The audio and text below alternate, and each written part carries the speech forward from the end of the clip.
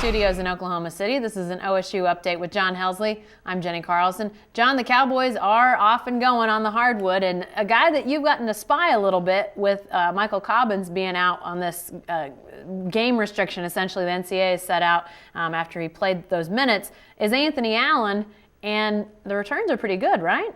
The returns so far are good. You know, you got a 7-foot junior college transfer. They picked him up late last year in the spring. He was a guy that a lot of teams wanted. It came down to Oklahoma State and Memphis, you know, and obviously Oklahoma State had a need for a big man. They have Michael Cobbins and a couple of younger guys, but really nobody else that kind of fit that description. And so far, he's been very good. You know, 26 rebounds in 2 games, 8 block shots. He's very athletic, runs the floor well. I think he's going to be able to help him. Well, probably not a guy that gets a start anytime soon if all things go as Travis Ford would hope.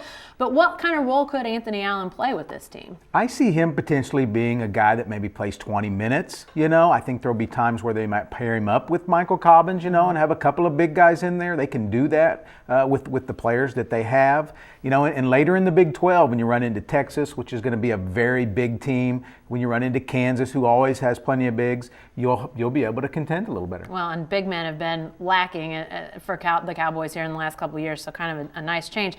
Let's look to games. A Tuesday night game against Northwest Oklahoma State, and then a Friday night game against Milwaukee. Just Milwaukee, apparently, not University of Wisconsin, Milwaukee, just Milwaukee. But the significance of that game is Michael Cobbins comes back. That's right. Michael Cobbins had to sit 4 games, and that included 1 exhibition game, an NCAA rule that dated back to his redshirt season. So that'll be his debut, and it's long awaited. You know, he missed the entire Big 12 schedule last year with an Achilles injury. He was really looking forward to playing this year and has now had to kind of sit and wait and watch. But he'll be back on the floor Friday night.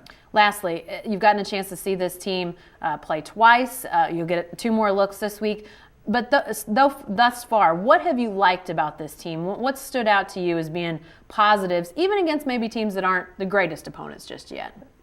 Coming into the season, there were some obvious known quantities with LaMryan Nash and Forte and Michael Cobbins when he's going to get on the floor. You had Anthony Hickey coming in from LSU. I think he's been everything advertised. We mentioned Anthony Allen. He's been a plus.